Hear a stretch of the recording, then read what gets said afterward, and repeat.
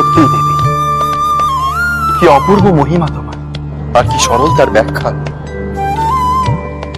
ভক্তেরা তোমার পায়ে ফল নিবেদন করে নির্দয় হয়, সকল দায়িত্ব তোমারই বর্তায় দেবী।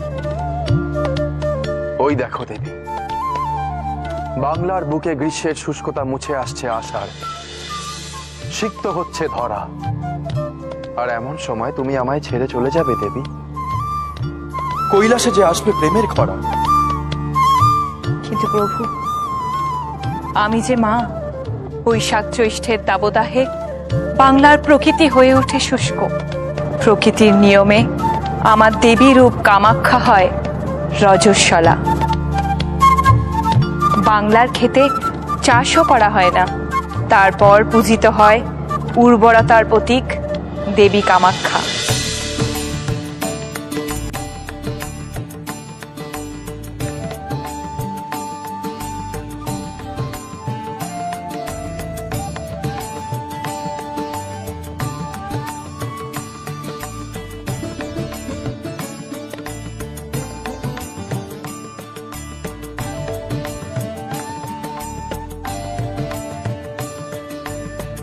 আষাঢ়েরও মেঘে বাজে মিলনেরও দুন্দুভি, উর্বর হয়ে ওঠে পৃথ্বী,